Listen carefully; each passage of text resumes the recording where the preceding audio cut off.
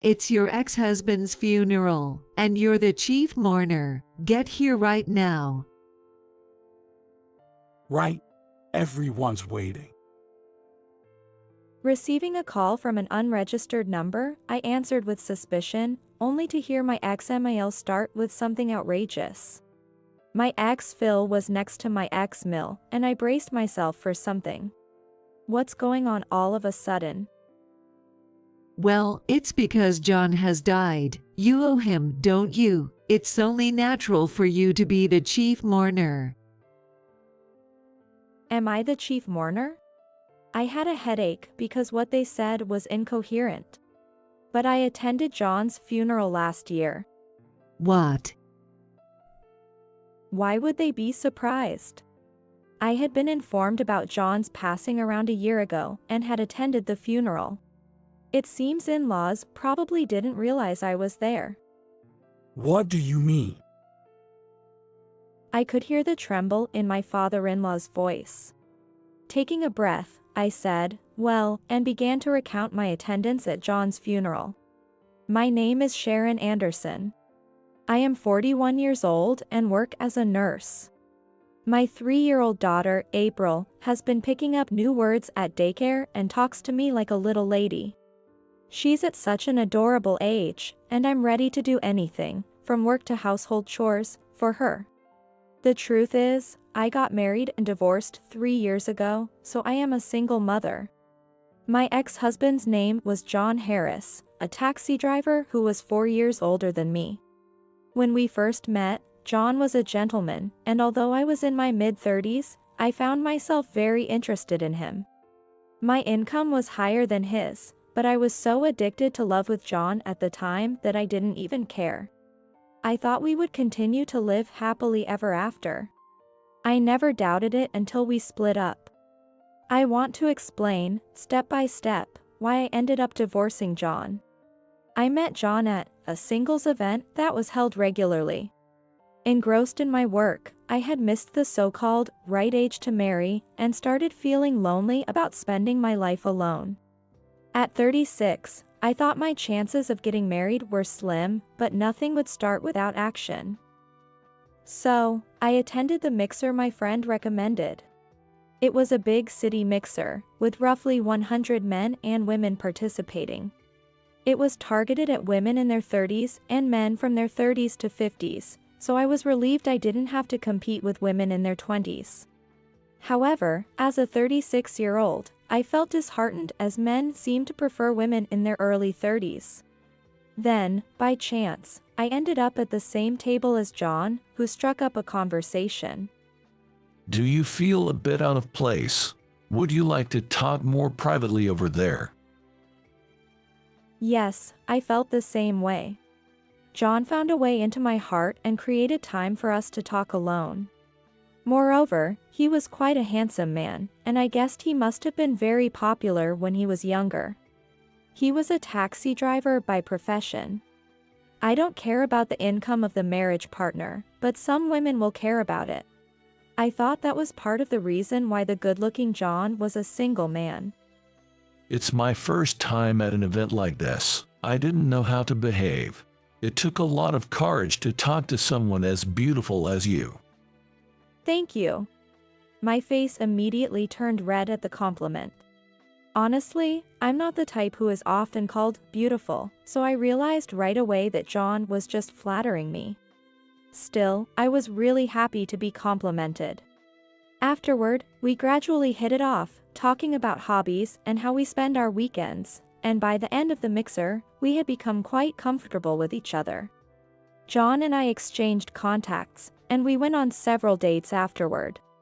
He was a grown man, so I thought he would go out for a nice meal on a date, but he took me to the movies and the aquarium in response to my request. If I didn't think about income, he was the perfect marriage partner. As we continued to date him, I became very interested in John and genuinely fell in love with him. I never imagined that at 36, I would once again experience those bittersweet feelings of love. But I believed love was essential for marriage, so I took the initiative and proposed to John. He was surprised by my confession but quickly smiled and said, "We'll start a serious relationship." Our serious relationship began, and given our ages, John proposed relatively soon after. I was delighted and immediately said yes. I was grateful and happy that he chose someone like me, who was not young anymore. When we started our married life, we were blessed with a child in just 6 months, which was a surprise to me. Many of my friends who got married in their 30s struggled to conceive, and I had almost given up on the idea of having children. But getting pregnant so easily was both a shock and a joy. I immediately told John about the pregnancy. Then John, looking completely astonished, widened his eyes as if he had never expected the news. Sharon, is that true? Yes, I had it confirmed at the hospital. Really? John quietly looked down. Is there anything wrong with him? But the next moment, he returned to his usual smiling self, saying, "That's great." I was completely reassured then, unaware that the situation was rapidly changing. Once my pregnancy began, I was constantly in poor health throughout the period. Some pregnant women travel or go to spas during their stable period, but I felt too ill to be active. I had severe morning sickness, couldn't do any housework, and even in the stable period, I felt lethargic. I had trouble talking with John and couldn't eat. Even when John asked me if I was okay, all I could muster was a vague yes, well. In response, perhaps giving up on conversing with me, John began to leave me alone during my pregnancy, which put more distance between us. Despite the loneliness, I believed that once the baby arrived, we would return to the joyful family life we had. 8 months later, I gave birth to a healthy girl. I named her April. Her chubby cheeks were endearing, and I felt my efforts in childbirth were worthwhile. John couldn't be present at the birth due to his work and didn't show up at the hospital either. All my calls were met with, "I've been really busy with work," and I couldn't argue with that. He never visited, and my hospital stay ended. I had to take a taxi home alone with April. Looking at the taxi driver's back, I wondered if John was out driving too. As I entered our home, saying "I'm back," I was startled to see unfamiliar women's bag on the table. What was going on? Before I could think further, I was shocked by the sounds of a man and woman from the bedroom. I approached the bedroom frighteningly and slowly to see what was going on inside. "What are you doing?" As I held April in my arms, I saw John hugging a woman 20 years younger than himself. What the hell? The naked woman turned around in surprise at my voice. John also looked at me with a surprise. Sharon, you got discharged today. I didn't know. John tried to act normal, but it was too ridiculous. "I told you yesterday." Oh, I forgot. Sorry. I'm this kind of guy, so we're breaking up. Perhaps feeling it was tiresome to be blamed, and since his affair was already exposed, John hastily initiated the breakup, which made me feel nauseous. Why, just after the birth of our child? I had no time to fall apart, questioning the situation. As it is, please break up with him immediately. The woman, showing no sign of discomfort in front of the wife of her affair partner, coldly suggested the separation. I was too shocked to respond. Finding out that John had already prepared the divorce papers added to the hurt and anger. He had planned to divorce me from the start. He was having an affair and enjoying himself, neglecting his wife who was suffering from poor health due to the pregnancy. When I imagined that he was cheating on me during my delivery, my spine went cold. It's your fault. I married you at 36 because I didn't want kids, and yet you got pregnant so easily. John cursed me in a tone I had never heard before. I cried as I signed the divorce papers. My baby, April, started crying, and I was flustered. John coldly remarked, "Baby is really noisy," sending a chilling look. After a nightmarish day, I staggered to submit the divorce papers. The situation unfolded so tumultuously that I couldn't keep up. I informed my parents and stayed with them for a while, as they were furious. My parents were ready to confront John with great fury, but I refused to allow it. Punishing him wouldn't heal my wounds and could lead to more resentment. If John resents me, it would only hurt me more. When I appealed to my parents, they reluctantly backed off. After that, with my parents' help, I raised my daughter April and was able to return to work once things settled down.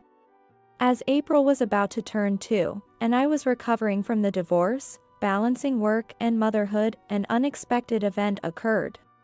The incident occurred on a Sunday afternoon.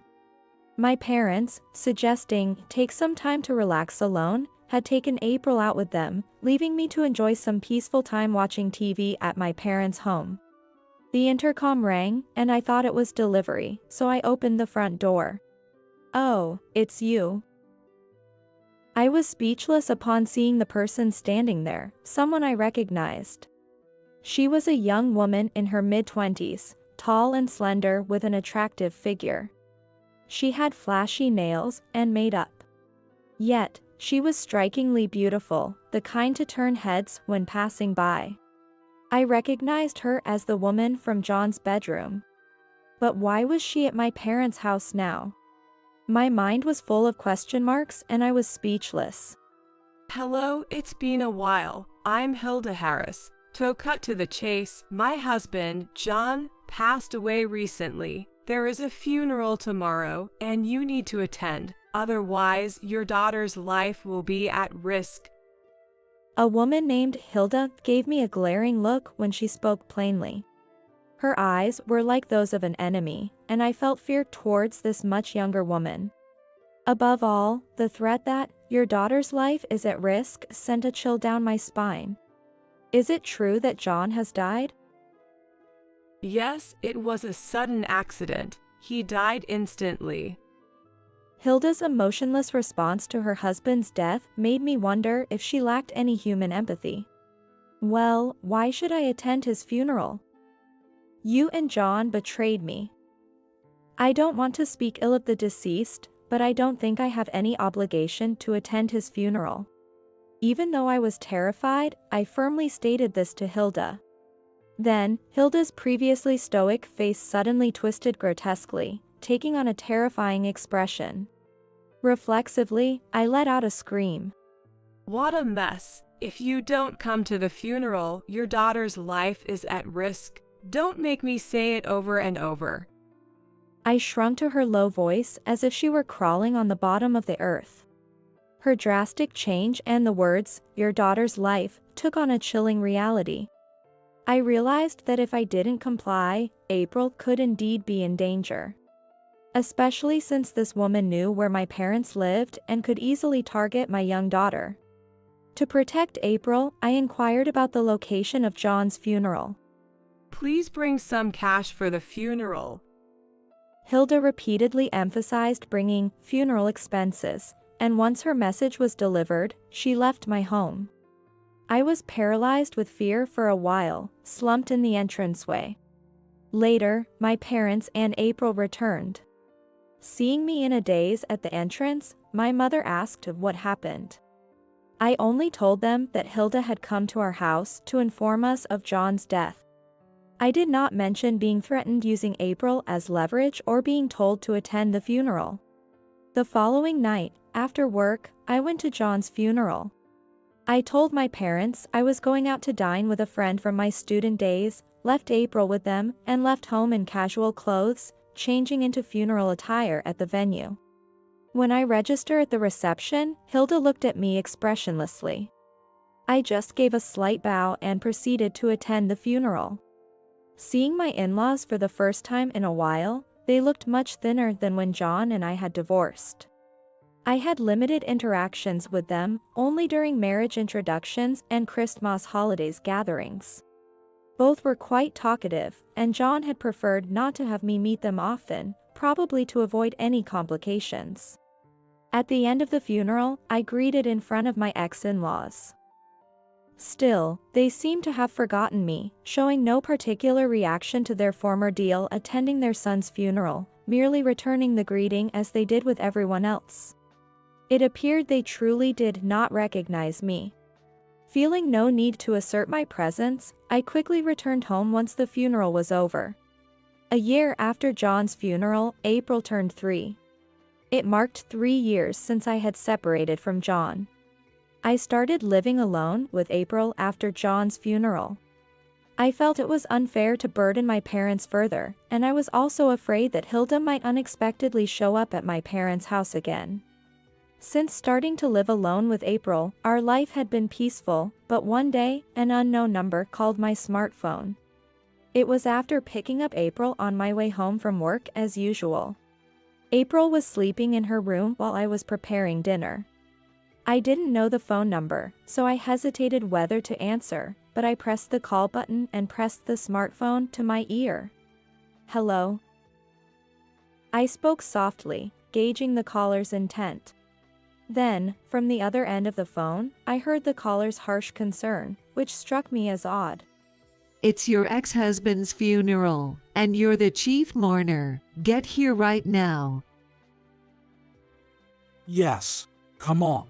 Everyone's waiting. The callers were John's parents, and my ex Mill started with an outrageous demand.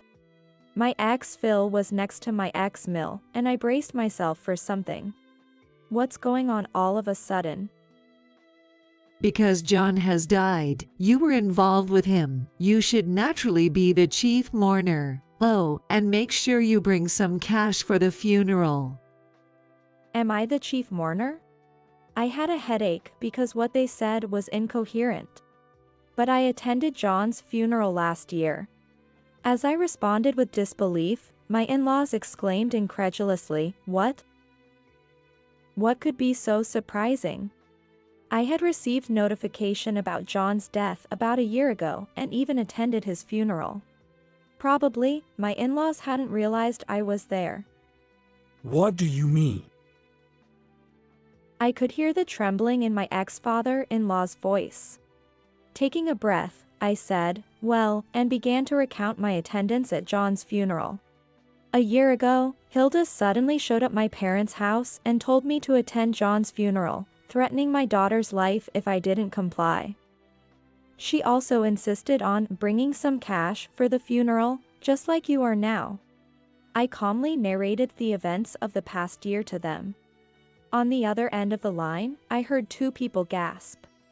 What are you talking about? That woman did what? Can we meet you in person right now? Excuse me? The in-laws asked me, their voices tinged with desperation. Right now? Well, April is sleeping at home, so if it's at my house, that would be okay. I didn't want to get involved, but considering the unpredictable behavior of my in-laws and Hilda, I reluctantly agreed. All right, I'll come now. Please give me your address. After telling my in-laws my home address, they arrived in about 30 minutes. I'm sorry to disturb you so suddenly. My ex-in-laws entered the room without hesitation. I was so taken aback by their behavior that I forgot to serve them tea. We want to know everything. What did Hilda tell you? It seemed my ex-in-laws had a harsh view of Hilda. Every time her name was mentioned, their faces contorted with disdain. As I said earlier, I was threatened by Hilda and attended John's funeral. I even greeted you, but you didn't notice me. What a thing to say. My ex-mother-in-law's body trembled. That woman, she stole everything valuable from our house and ran away. We ended up paying for the funeral expenses ourselves. Her eyes blazed with anger. I see, that's happened. Hilda also took away all of my ex-husband's savings, which should have been used for funeral expenses. So my troubled ex-in-laws were trying to get money from me by making up John's funeral, which was supposed to have already finished. If I brought the cash to John's funeral, they planned to take it and run. From what I heard, they were really terrible, but my ex-in-laws kept talking as if they were the victims. Hilda claimed she married John because he deceived her into believing he was the CEO. She lashed out at us. But the truth is, she's a big spender and has accumulated a lot of debt. We ended up being her debt guarantors, and now it looks like we'll have to pay off her debts. She's truly despicable. They expressed their frustration with twisted faces. My ex-mother-in-law claimed she had always opposed the remarriage to Hilda and even suggested that Hilda might have orchestrated John's death for insurance money. My ex-in-laws had a pretty bad reputation for Hilda. As an outsider, I felt like covering my ears for their terrible words. I was also worried that April might wake up due to their loud voices. Ultimately, despite their outrage at Hilda, they still tried to deceive me with a fake funeral story to ask for money. They never apologized when John cheated and we divorced. They were filled with anger at Hilda, ignoring what they had done. I was on the verge of exploding with the anger welling up inside me. Just then, my phone rang. Another call? Noting the frequency of calls today, I glanced at the screen to see yet another unknown number. Maybe it's just a sales call. Suggested by my ex-mother-in-law, but feeling uneasy, I softly touched the call button and turned on the speaker. Hello? As I spoke softly, a loud, heavy-breathing voice came from the other end of the phone immediately. Hey, you've moved, haven't you? Where are you now? What? Hilda was the caller. This made both my ex-in-laws and me exchange looks. I wondered how Hilda knew my phone number, but then, seeing the guilty expressions on my in-laws' faces, I realized. They must have given Hilda my phone number, probably telling her to call me and demand money to repay their debts. What kind of nerve they had, this in-laws and Hilda, who calls her husband's ex-wife with nonchalance. You should have informed me about the move. I realized I never got a wedding gift from you. Send me cash $1,000 immediately. As expected, when Hilda demanded money, I let out a heavy sigh. A wedding gift? $1,000 in cash? It was absurd to talk about a wedding gift now, especially after my ex-husband had passed away.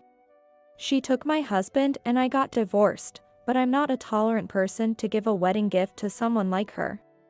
I felt ridiculed and filled with anger. Suppressing the urge to smash my phone and careful not to wake April, I calmly told Hilda, I don't have a penny to give you. I know about the huge debt you have and that you stole valuable items from John's parents. What? Why would you say that? Hilda seemed shocked, and her agitation was clearly conveyed over the phone. I heard it from John's parents, who are right here next to me. They're the ones who gave you my number. They came asking me for money, just like you. Really, all of you are the worst. I lashed out at everyone present, including my ex-in-laws. Not only Hilda but also my ex-in-laws showed their outrage, exclaiming, "What? This wouldn't have happened if she hadn't taken our money."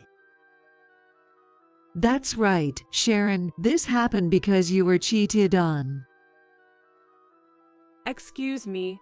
Wait a minute. I'm the victim here, okay? John lied to me, saying he was the CEO, and I fell for his marriage fraud.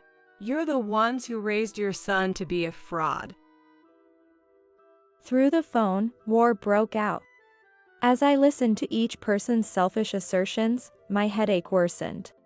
It's absurd that John's parents are brazenly causing a commotion in my house, and even more outrageous is the fact that I, the primary victim, am the one being blamed by them. I took a deep breath as they started fighting, feeling my head hurt. Let me say something. First, to John's father and mother, I am the person who was hurt by John. Isn't it wrong to ask such a person for money? I haven't even heard an apology from you. We don't care about that. John is the one who did wrong. Even in this situation, the ex-in-laws did not admit guilt. Their stubborn denial pushed me over the edge. Oh, is that so?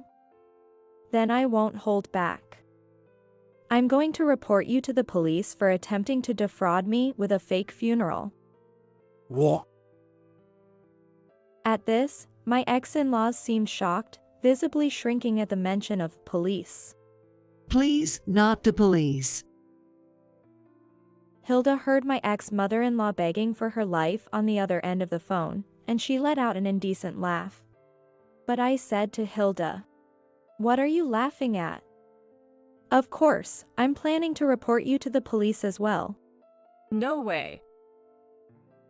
Hilda's voice, filled with genuine surprise, resonated loudly from the other end of the phone. Why should I have to deal with the police? I told you I'm the victim. I've been poor and struggling with money. When I met John through a dating app, he was all sweet talk, saying, "I'm the CEO, I can make your life easier." I didn't even know John was married. I was shocked to learn about you, his wife, and I even had to pay alimony. I was the one deceived. I'm the victim. Please don't sue me. Hilda kept insisting she was the victim. Listening to her, I wondered why John was surrounded by such terrible people, making my head ache even more. Firstly, Hilda claims she didn't know John was married to me, but that's absolutely a lie. I caught her and John together on the day I returned home from giving birth to April, and when their affair was exposed, Hilda nonchalantly asked for a quick divorce. If she truly hadn't known about John being married, she would have been confused at that moment. It wouldn't be surprising if she were cursing John. But in reality, Hilda seemed prepared, as if she had already factored in my existence as John's wife and had a response plan. So, the idea that Hilda was deceived into dating John is implausible. She might have believed his claim of being the CEO, but even that was likely driven by her greed, making her responsible for her actions. I couldn't accept her telling me she was the victim. Worried that the commotion would wake April, I finally decided to put an end to it all with a decisive statement. Please stop lying. I won't be fooled by your tactics anymore. I will hang up now and call the police, so be prepared. And to you all, please never appear before me again. Goodbye. I first hung up the phone and then expelled the in-laws from my home. They pleaded until the end, saying, "Please, not a report," but I ignored them and immediately dialed 911. After a while, the police arrived, and I explained the entire situation to them. My ex-in-laws, for attempted fraud, and Hilda, suspected of fraud and theft, are likely to be arrested. Mom, what happened? April emerged from her room and asked me, noticing my sweaty state. Nothing, honey. How about we move again? Are we moving out? Yes. I found a lovely new house for us. Yay. Realizing that staying in the current home might lead to unexpected visits from my ex-in-laws and Hilda, I decided to move. I'm also planning to change my cell phone number. This should ensure that I never have to deal with my ex-in-laws and Hilda again. After completing the moving process, I settled into a new apartment near my workplace and learned new facts about ex-in-laws and Hilda. Although my ex-in-laws failed to defraud me, it appears they successfully swindled money from relatives and coworkers. Believing that those close to them would willingly give money, their deceitful methods filled me with disgust. Those who gave money initially might have done so out of goodwill, but they became suspicious due to the frequent requests for more funds. I was horrified to discover that my ex-in-laws were habitual fraudsters. Moving away to avoid further victimization seems to have been the right decision. Hilda's claim that her parents were in poverty was a lie. She had amassed debt from purchasing luxury brand items. To repay her debts, she worked night jobs, reportedly feigning affection to her clients to have them lavish her with expensive gifts and accessories. It might not have been problematic if her clients were voluntarily lavish with gifts, but one of them realized he was being scammed in a romance fraud and reported it to the police. Hilda's numerous crimes have been uncovered, making her crimes even more serious. I don't want to be related to people like my ex-in-laws and Hilda who try to scam people for money. I hope they reflect on their actions and atone for their crimes while under police custody. Since moving, I've been able to live peacefully. There have been no calls from my ex-in-laws or Hilda, and April and I are enjoying our days together. April has recently found a boy she likes at preschool, and she tells me about him in a lisping tone of voice. Listening to her innocent feelings brightens my mood as well. I hope these peaceful days will last, praying daily as I head to work again today.